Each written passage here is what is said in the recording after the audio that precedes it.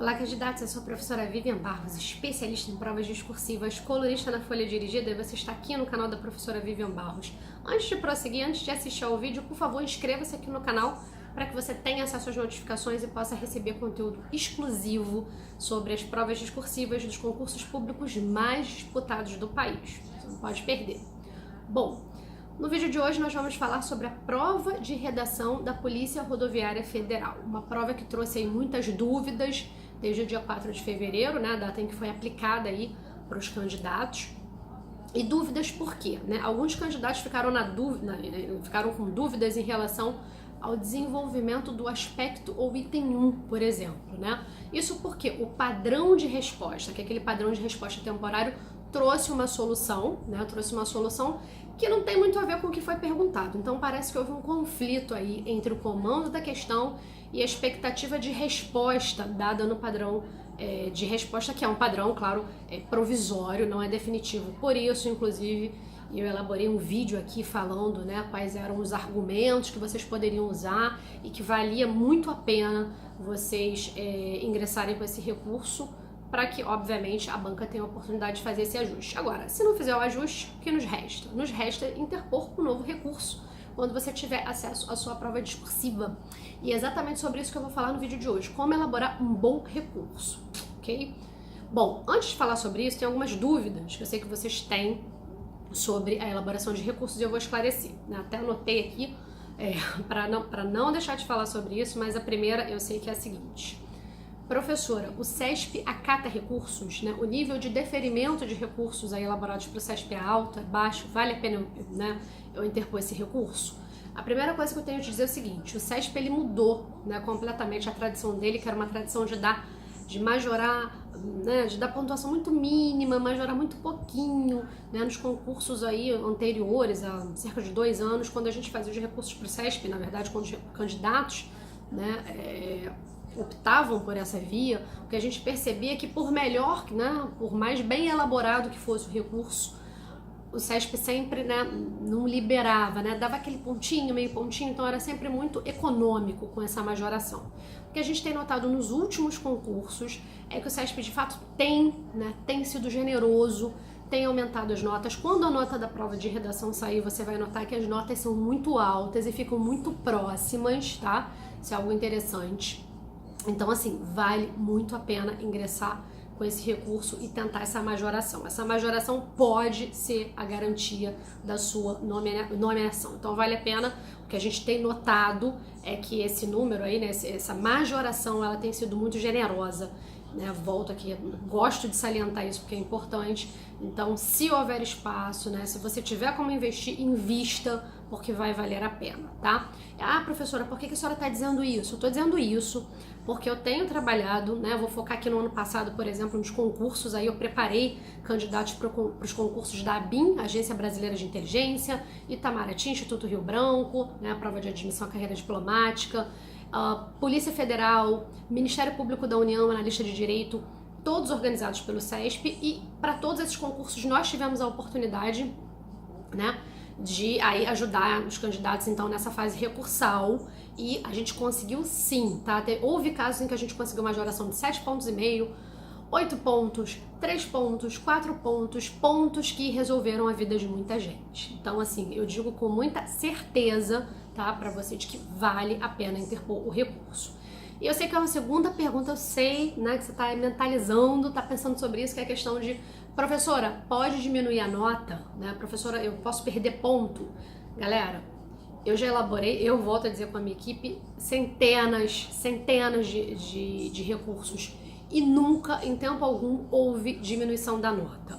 Diminuição da nota pós-recurso é algo possível quando o próprio edital prevê, né? O próprio edital traz as hipóteses em que pode haver aí essa diminuição da nota em razão do recurso, que são hipóteses muito específicas, né? Como quando, por exemplo, o candidato, né, se dirige à banca de forma desrespeitosa, por exemplo, tá? Quando ele, enfim, não é respeitoso na argumentação dele, né? Coisa que obviamente você não vai fazer, né? E o edital da PRF não traz também essa hipótese. Então, o que eu tenho a dizer para você é o seguinte: nós temos elaborado centenas de recursos, principalmente para o CESP, e não observamos qualquer diminuição. O que acontece é, ou você fica com a nota que você, né, alcançou, e aí não tem majoração nenhuma, ou, né, você tem uma majoração da nota, tá? Então sempre são esses dois cenários, ou diminui, né, ou enfim, ou você não diminui, enfim, você fica com a nota que você tem,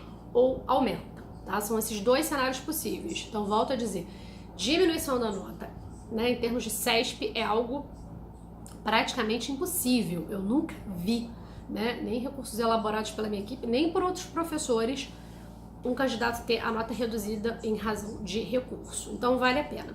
Mas e aí, professora? Como então? Professora, eu sei que tem gente perguntando assim também. Professora, a senhora vai ver as provas? Vai fazer recurso? Sim, vou. Eu e minha equipe elaboraremos recursos. No dia 20, que é o dia previsto, data prevista para publicação do resultado, você vai receber a sua prova, você vai ter acesso, e aí você vai mandar para mim lá para o meu WhatsApp no 21 97 965 9727. Você vai enviar para mim a sua prova, eu vou avaliar, não é cobrado absolutamente nada por essa avaliação, e se houver a possibilidade de interpor o recurso, eu vou te avisar, e aí você, né, vai decidir aí se você interpõe ou não, ok? Então eu tô aguardando sua prova, pode mandar, manda lá para eu avaliar. E aí, como é que você faz para elaborar um bom recurso para o CESP, né? Bom, a primeira coisa que eu preciso te dizer é que você precisa, né, é fundamental que você seja objetivo.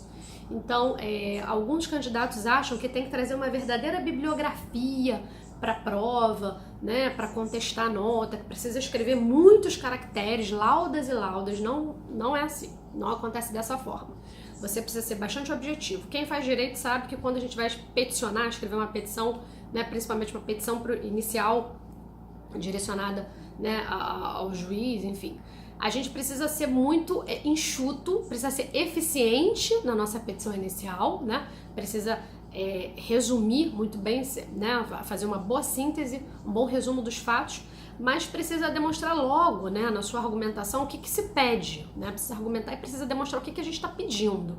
Então, nesse recurso, né, o recurso para o CESP, você tem que priorizar aí, né, a objetividade. Então, precisa ser objetivo ao elaborar o seu recurso. Obviamente, usar, né, empregar aí os termos adequados de endereçamento, né, a banca, prezada banca, estimada banca, tem que fazer, né, tem que, obviamente, iniciar bem essa redação com certa formalidade, certo protocolo, mas a sua argumentação, né, e o seu pedido, o seu texto precisa ser objetivo e enxuto, tá? Algumas bancas, inclusive, limitam a quantidade de caracteres aí exatamente para evitar esses textos muito grandes que com certeza não são lidos pelas bancas, porque o examinador tem, né, centenas de recursos para avaliar e, obviamente, se chegar até as mãos dele um recurso enxuto, né, em que o candidato demonstra logo o que ele está pedindo da forma correta, esse vai ser o recurso eficiente. Então não vale a pena, né, se alongar muito. Uma outra questão interessante e a gente observa, né, que alguns profissionais fazem, e eu não faço, e eu vou explicar por quê, é pedir quantidade exata de pontos, tá? Né? Às vezes o profissional ele se despede que elabora o recurso ou o candidato, né, diante do exposto peço a majoração em 0,5. Não é de bom tom, tá? Não é elegante fazer isso, por duas razões. Primeiro que você não pede porque mostra que de repente você está dependendo daquela quantidade ali de pontos para alcançar uma posição ou para passar no concurso. Então isso não é válido, né? Digamos, é um chororô muito grande. Segundo é porque, imagina só, houve casos aqui em que eu e minha equipe elaboramos recursos em que a gente não dava mais do que 3 pontos pro aluno, né? A gente avaliou e falou assim, olha, aqui esse candidato não deve ganhar mais do que 3 pontos. E aí, de forma muito surpreendente, esse candidato ganhou 7,5 pontos. Então, se eu como profissional elaborasse esse recurso e, né, ao fim pedisse esses 3 pontos, muito provável que ele, né, já que houve deferimento, seria muito provável que esse candidato ele, né, tivesse a nota majorada em 3 pontos. E na realidade ele alcançou 7,5 pontos. Então eu jogaria fora 4,5 pontos. Então a gente não pede quantidade de pontos. A gente pede a majoração da nota e aí a quantidade de pontos, obviamente, vai ser decidida pelo examinador. Ok? Bom, obviamente vamos fazer mais vídeos aí, nós estamos na contagem regressiva para a publicação desse resultado. Se você tem dúvidas, deixa aqui no seu post, vai ser um prazer ajudá-lo, vai ser um prazer esclarecer suas dúvidas.